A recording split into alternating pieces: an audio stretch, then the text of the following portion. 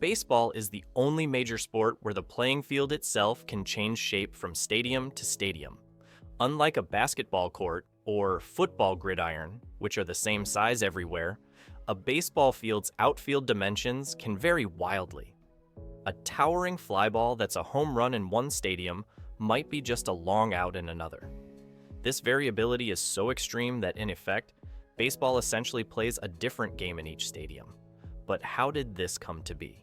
Who decided it, and why has it never changed? To answer that, let's go back to the mid-19th century. There, baseball was played in open fields. There were no outfield fences, and a hit could roll endlessly unless a fielder caught up to it. Spectators often crowded the sidelines, creating an ever-shifting, loosely defined boundary. Home runs weren't determined by distance over a wall. They were simply about how far the ball could roll before someone stopped it. Archived photos show crowds encircling the field, blurring the lines between where the game ended and the audience began. As the sport gained popularity, permanent stadiums were built, and fences were added to keep fans off the field.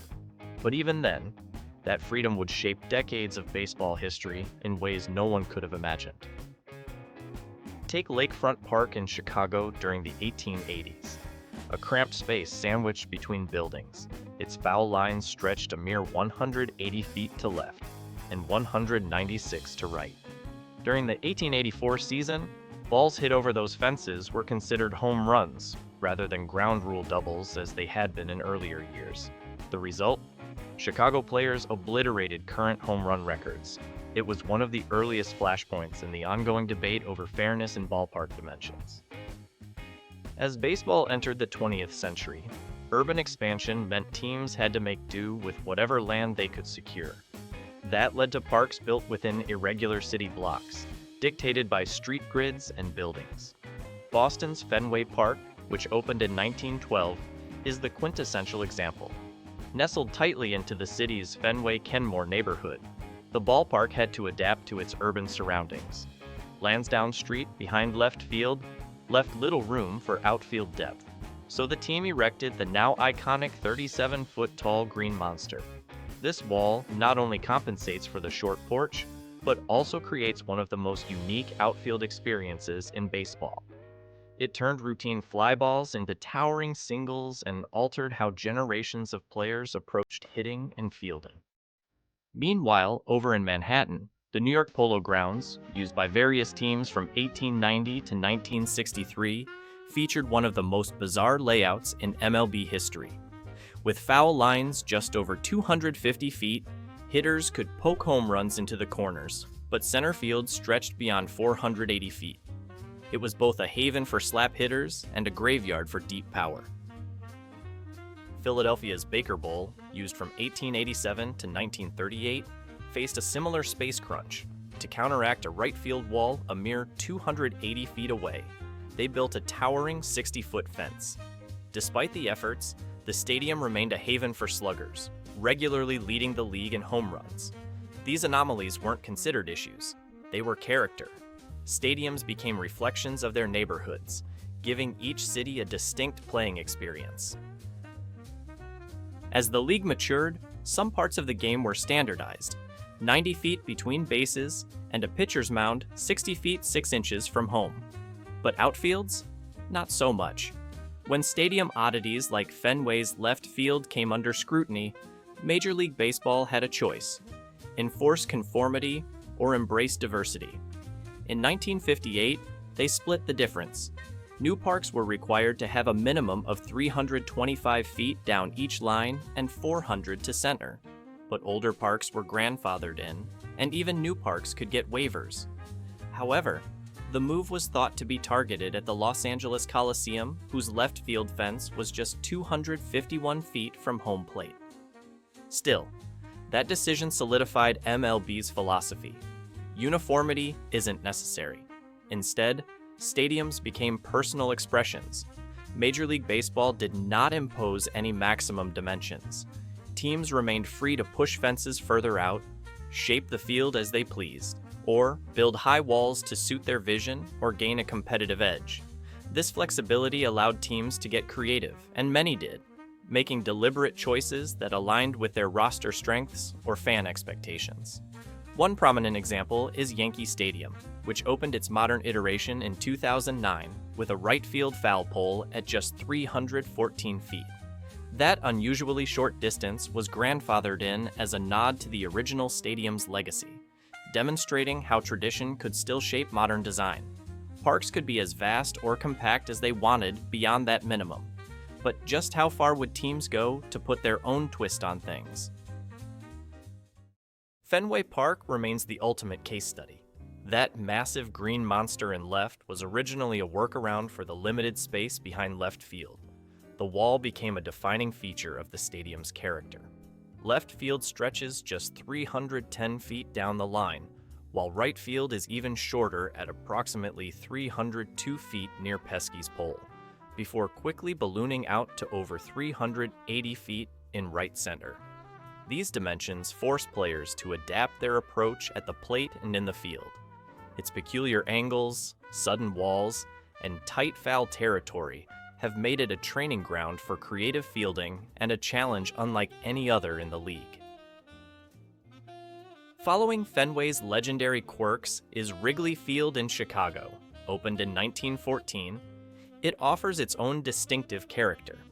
With ivy-covered brick outfield walls, a historic hand-operated scoreboard, and unpredictable winds, Wrigley changes from day to day. Balls can fly out or be knocked down depending on which way the breeze blows off Lake Michigan. The outfield dimensions add to the park's unique character. 355 feet to left field, 400 to center, and 353 to right, along with recessed wells adding unique indentations to the walls.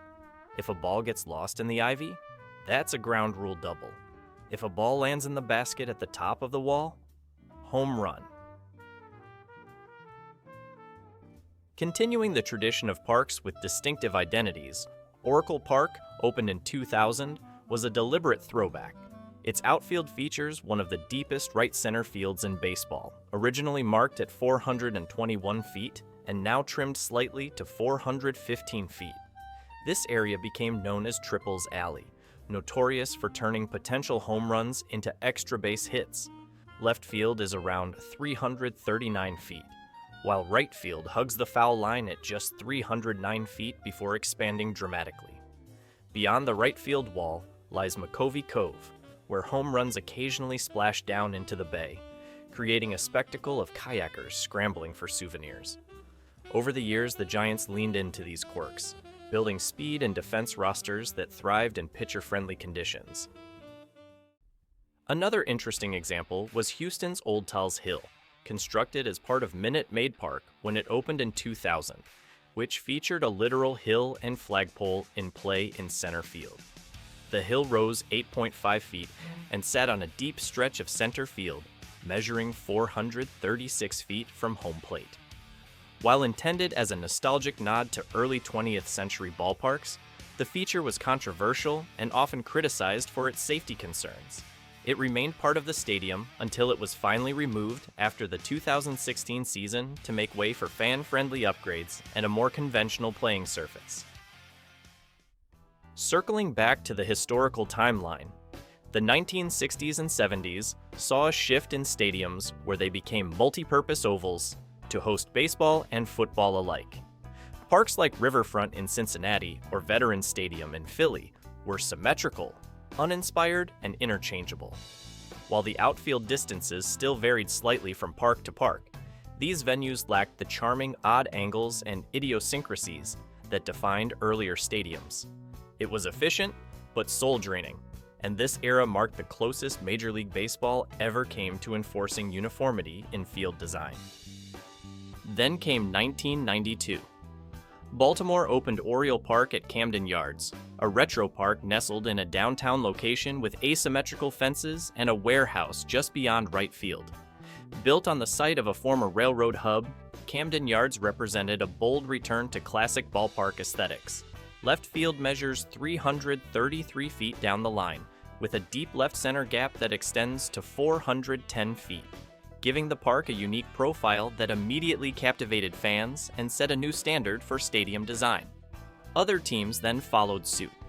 PNC Park in Pittsburgh, which opened in 2001, features a picturesque backdrop of the Allegheny River and downtown skyline.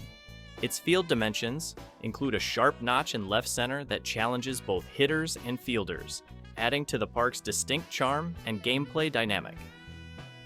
Petco Park in San Diego, which opened in 2004, debuted with deep power alleys, 402 feet to right center and 396 to left center, paired with the heavy marine air that flows in from the Pacific. This combination made it one of the most pitcher-friendly parks in baseball, frustrating hitters and depressing home run totals. In response to years of offensive struggles, the Padres made adjustments to the field dimensions in 2013, bringing in the fences to create a more balanced playing environment. Collectively, between 1992 and 2012, 20 new ballparks opened with distinct layouts, each reflecting its city spirit while breaking from the symmetry and blandness of the previous generation of stadiums. Noting the stadium's influence on games, park factor stats that track how much offense or defense is impacted have been created. Coors Field in Denver is the most extreme example. At high altitude, balls travel farther and the outfield is massive. Rockies games can be slugfests. To try and offset this, the team installed a humidor to store baseballs at lower humidity. At Citi Field, the Mets have reconfigured the walls multiple times, initially shortening the deep gaps in 2012 and then tweaking wall height and distances again in subsequent years. The goal each time was to make the park more hitter-friendly and energize the team's offensive potential.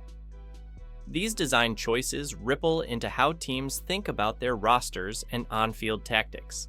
The Cardinals of the 1980s prioritized speed and contact hitting to exploit artificial turf and deep gaps.